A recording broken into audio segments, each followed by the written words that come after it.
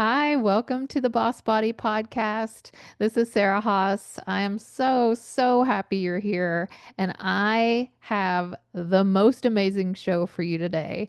I am so excited. One of the things I've shared with you guys, if you've been with me for a while, is struggling with self-love, with not feeling good enough, with like a harsh inner critic, beating myself up, and I know that I am not alone in that. I hear it from so many women that I work with all the time. And we've talked about where that comes from. It comes from, growing up and messages we heard or things that happened to us. Maybe it was parents, maybe it was peers or teachers or relationships or coworkers or bosses, whatever. We pick up all these things throughout our lives, and it causes us to be really harsh and really hard on ourselves. And in the end, disconnected from ourselves.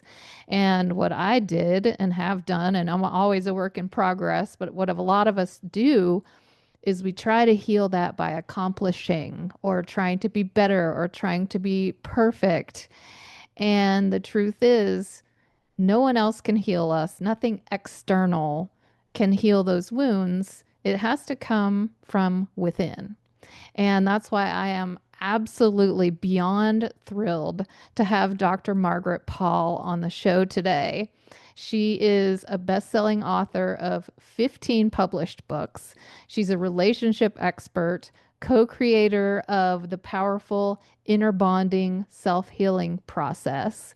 She's appeared on all kinds of radio and television shows, including Oprah, which just blows my mind. That is just incredible. She's also successfully worked with hundreds of thousands and taught classes and seminars around the world for over 56 years. And her most recent book is called Lonely No More: The Astonishing Power of Inner Bonding. Dr. Margaret, I cannot thank you enough for being here. It is absolutely a thrill and an honor to have you. Well, thank you so much. I'm happy to be here, Sarah. Well, I am familiar with your work, and trust me, I have been devouring all your content over the past since we've been introduced over the past little bit. And so I know what inner bonding is, but I would love for you to dive into that to the listeners who may not have heard that term before and sort of explain what that means. So, inner bonding is a six-step pathway for people to learn to discover the false beliefs that may be controlling their lives, to discover who they really are and their true soul self, which we call the inner child. It helps them develop a loving adult, a powerful, spiritually connected, loving adult. It helps them learn to connect to a higher source of love and truth and guidance. That's part of what inner bonding does. It's such a powerful process. It's been life-changing for me and for the hundreds of thousands of people that I've worked with.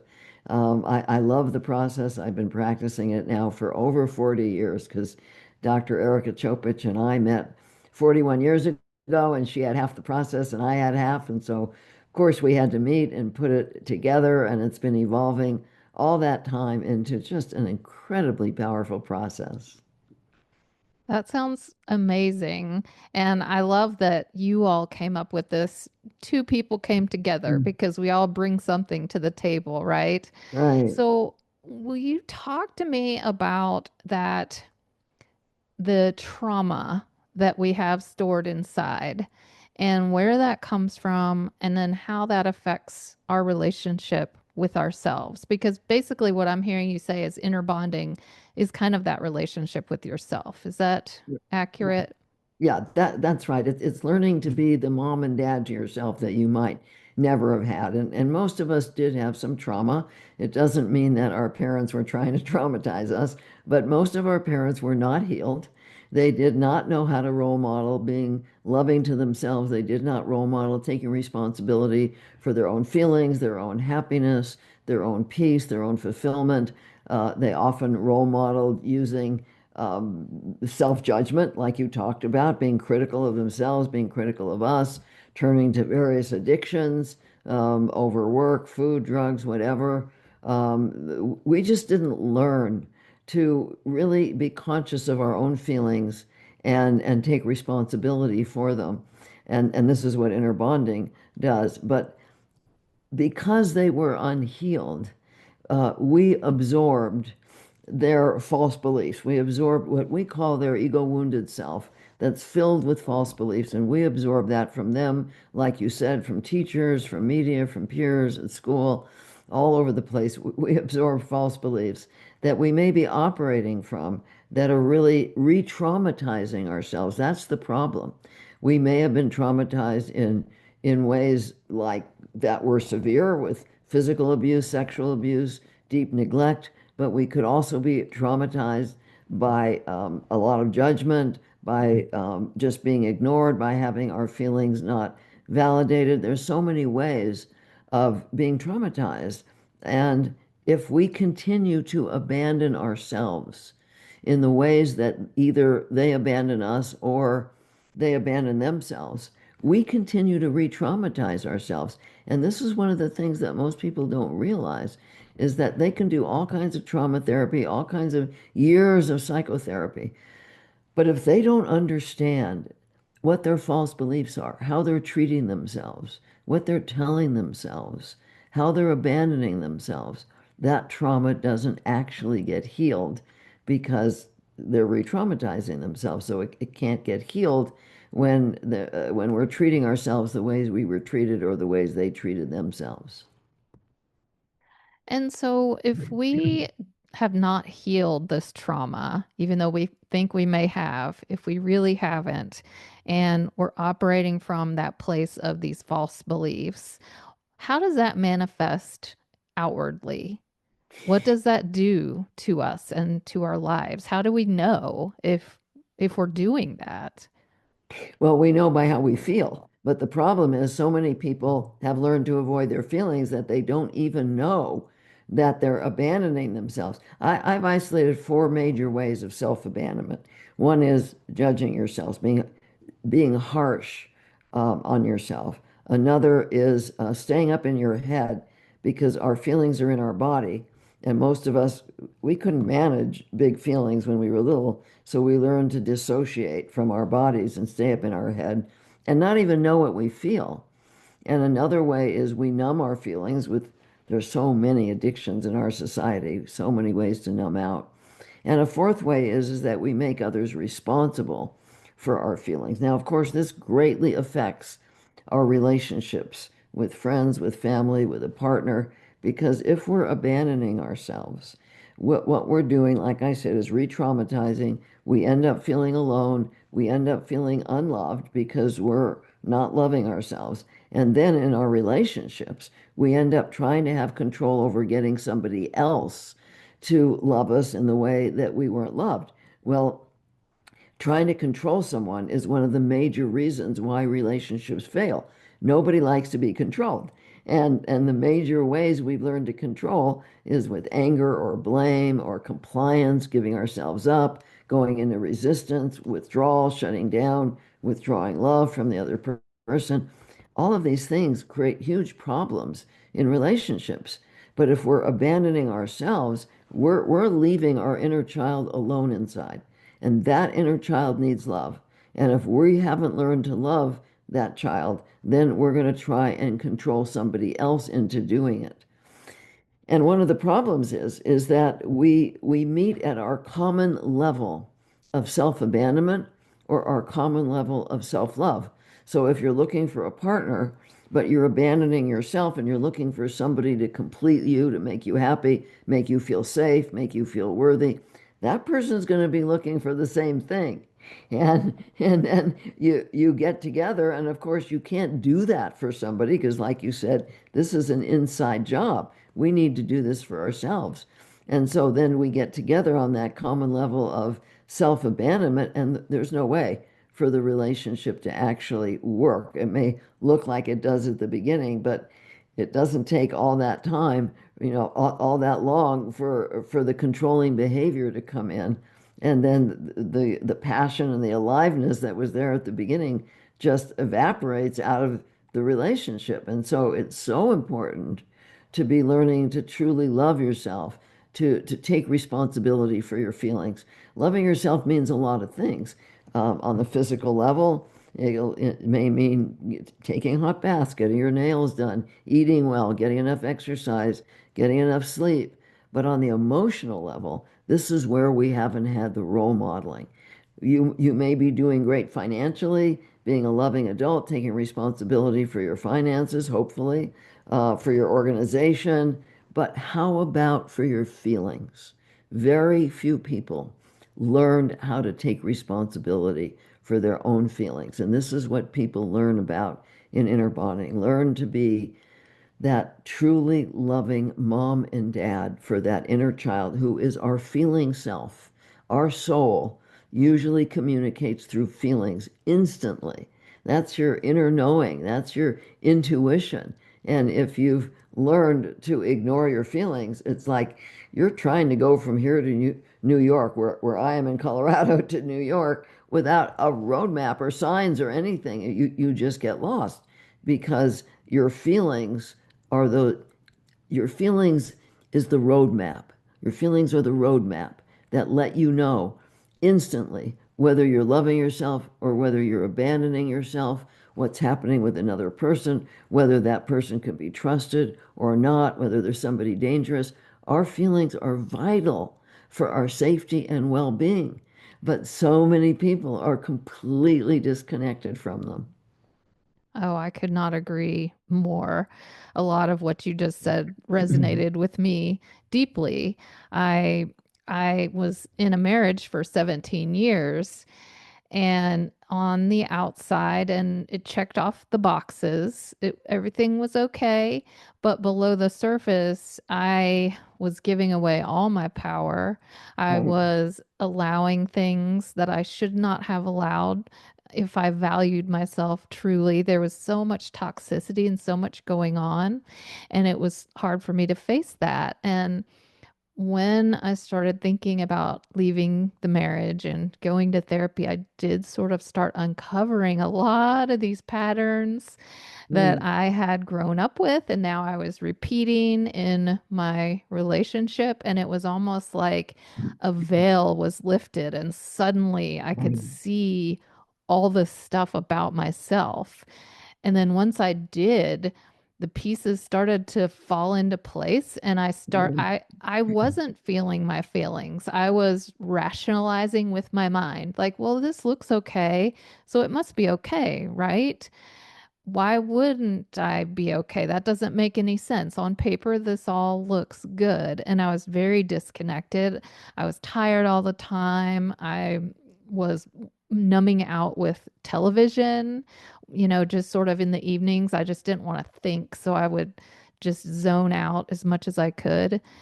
And it was an amazing transformation. And I'm so grateful for the process. Not that it was easy, but I'm glad that you pointed out some of this, I guess you'd call them symptoms or outward manifestations. Like if you're judging yourself all the time, check. If you're in your head all the time, check. If you're having some like addictive behaviors, numbing out, check. If it's affecting mhm. your relationships, check.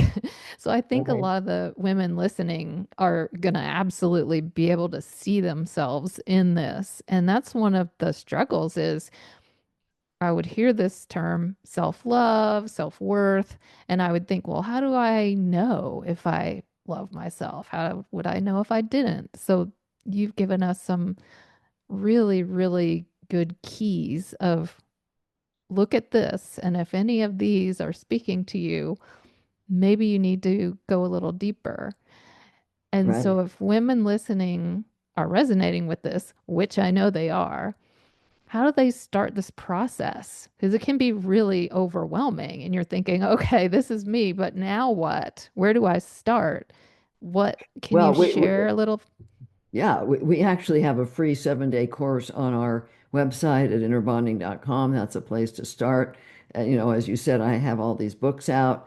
One of them is the Inner Bonding Workbook. That's a great way to learn inner bonding, or the new one, Lonely No More, The Astonishing Power of Inner Bonding. I work one-on-one with people. We have a fabulous training program. So we have many certified facilitators who work with people. They can learn it that way. I do a master class. It's actually a master circle twice a month where I work with people. I do an inner bonding process. I talk on a topic, and then I do these laser sessions so that people can see inner bonding at work. And I also have a podcast.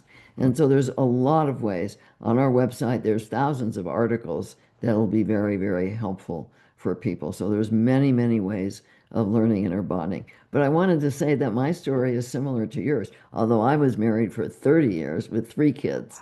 And and at some point I got to be very ill because I was that caretaker. I was, tap dancing around, doing everything for my husband, my kids, my parents, my clients, everybody. You can't do that and not get sick because it completely wears you out. And so I was really sick. I mean, doctors were saying, you got to do something here because your immune system is shutting down. And I had been eating all organic since I was 22 years old. And so it wasn't the food. I'd been exercising every day, but I didn't know anything about taking responsibility for my feelings.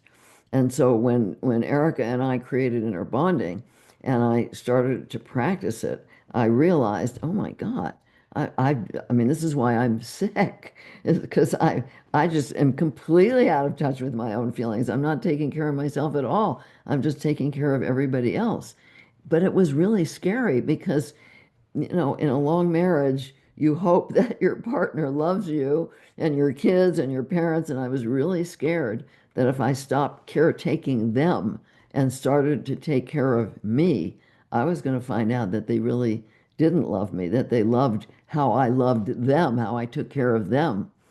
And that is what happened. I lost my 30-year marriage. 2 of my 3 kids were mad. My parents disowned me. But I got my health back really quickly and my work soared. And so even though it was hard, I don't think I'd be alive today if I hadn't started to practice inner bonding. I really don't believe that I would have been alive because I was so sick. And so for me, it was life changing. It was hard.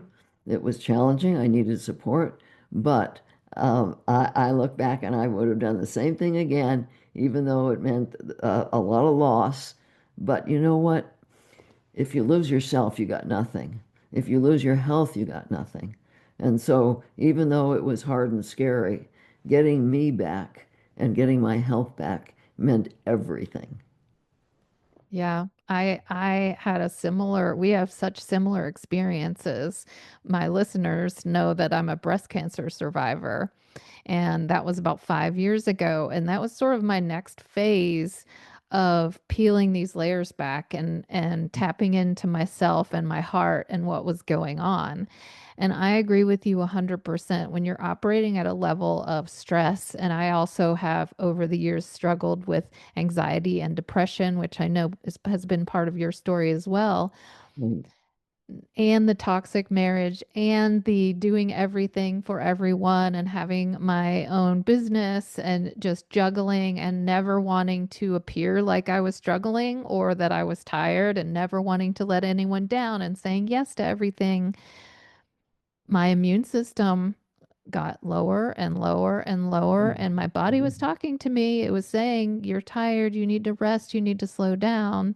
And eventually it manifested itself into illness, just Yeah, like that's with right. you. Yeah, in That's my case, it was cancer. It could be autoimmune, it right. could be the flu.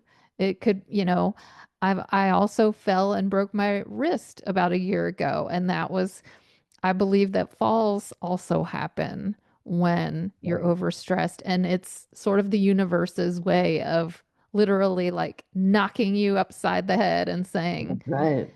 girl, That's you got to slow down. You got to tap in. You've got to give yourself the rest and the care and the love and the attention.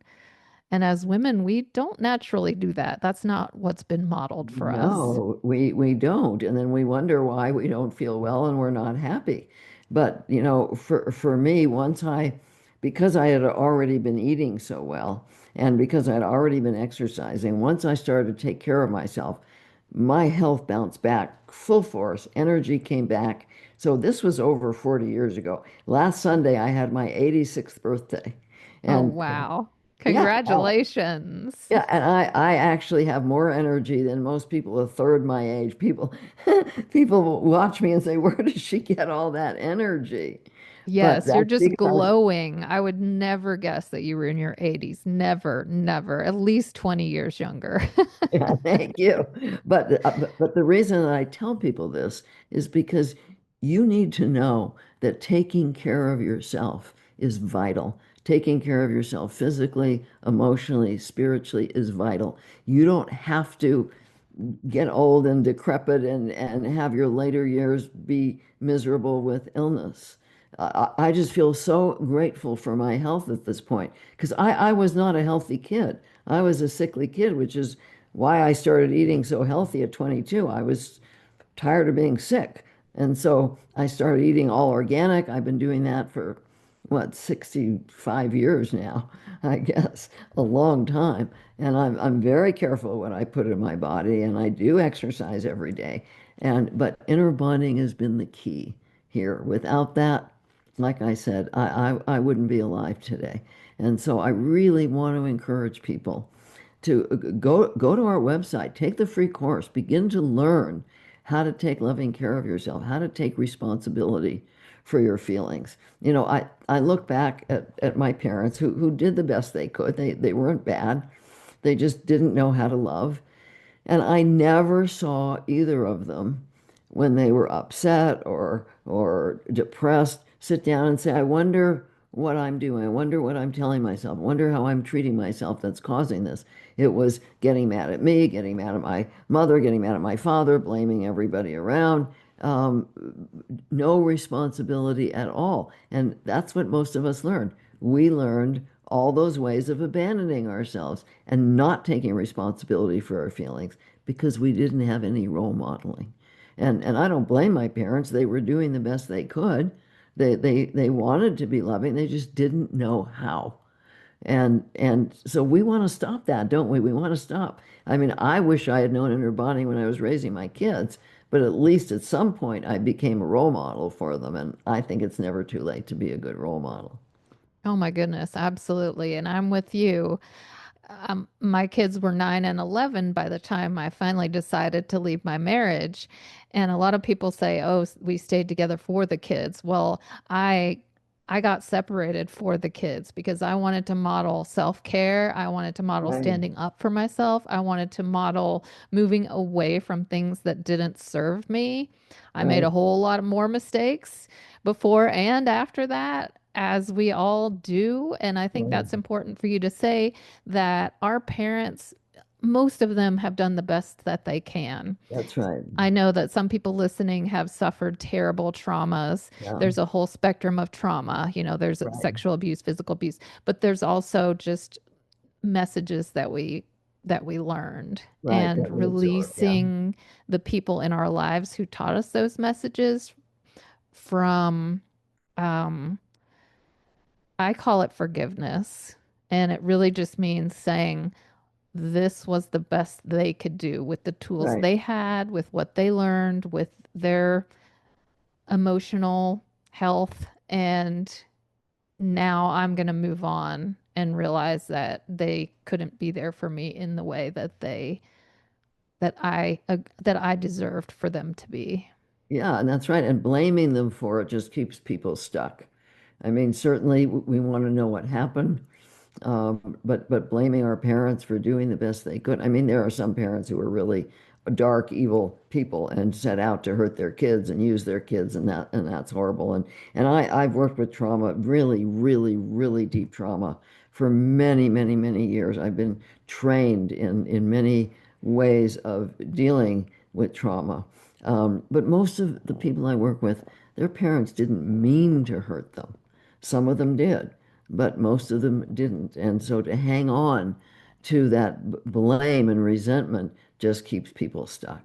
We do need to forgive. We need to let go, and we need to recognize that healing now is within us. It's within our power. And one of the basis of inner bonding is something that's very important, and that is the concept of intention. And in inner bonding, there's only two intentions. One is the intention to control, getting love, avoiding pain, feeling safe. The wounded part of us, the ego wounded self, loves to try and have control over people and events and outcomes, which it doesn't have, but it likes to think it does. The other intention is the intention to learn about loving yourself and sharing your love with others. These are like polar opposites, the intention to control or the intention to be loving to yourself and to others.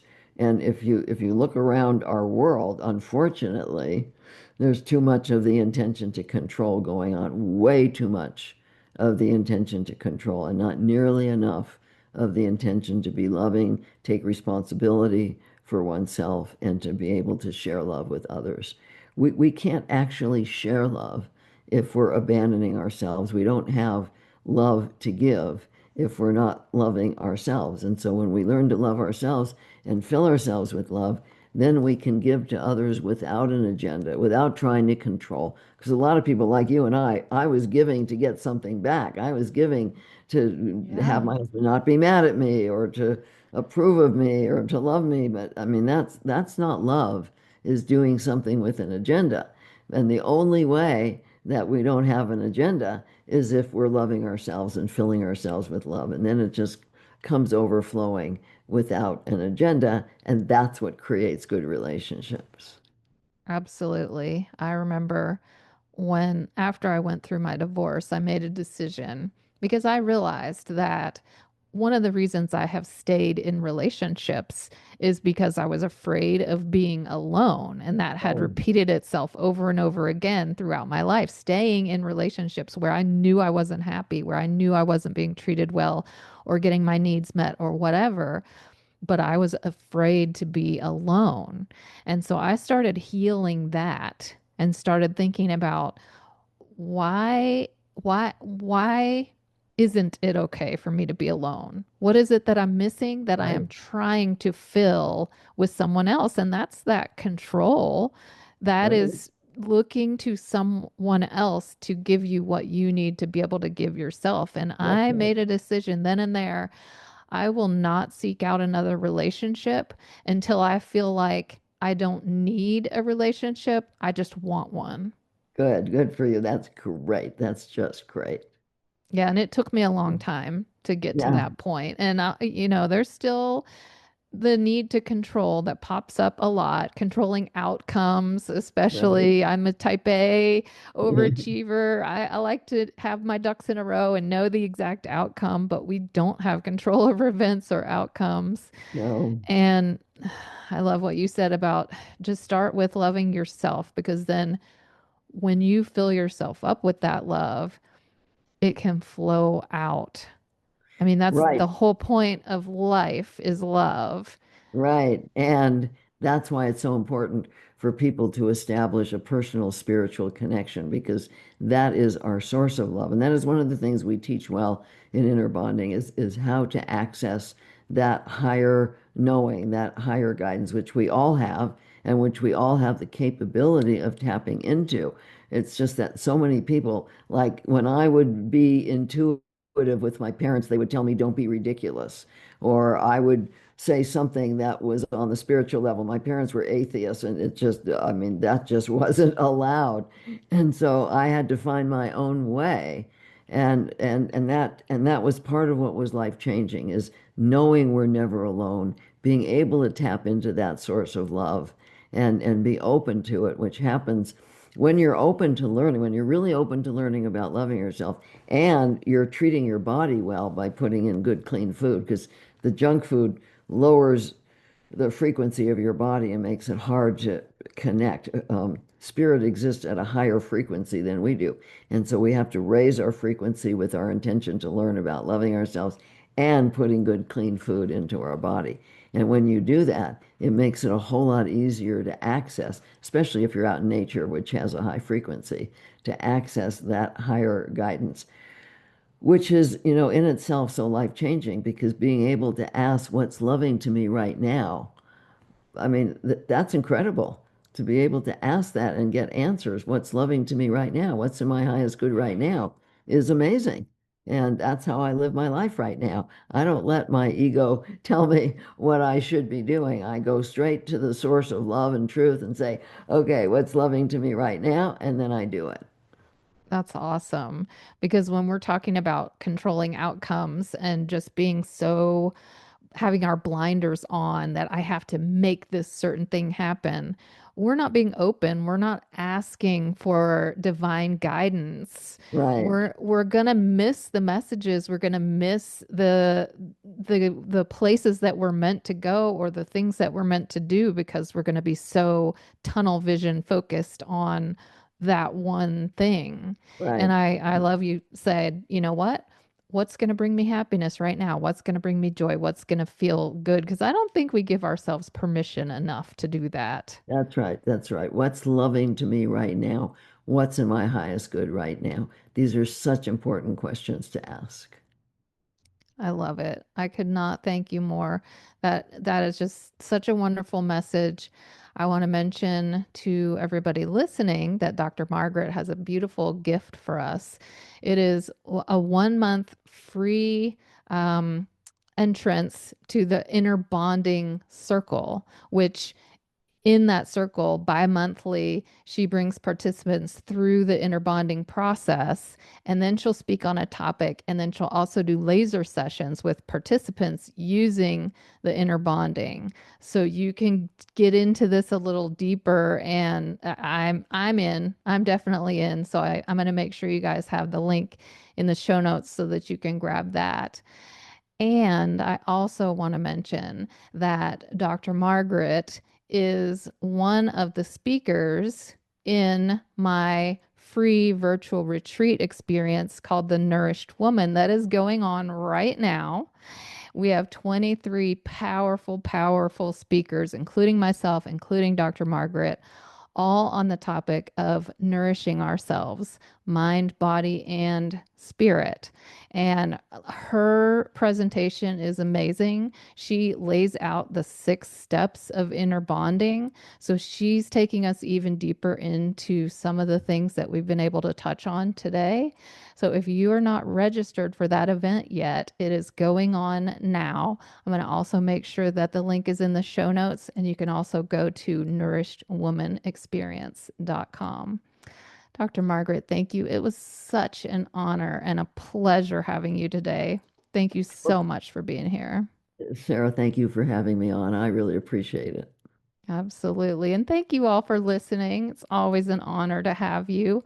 I appreciate you letting me be part of your life, and I will see you soon.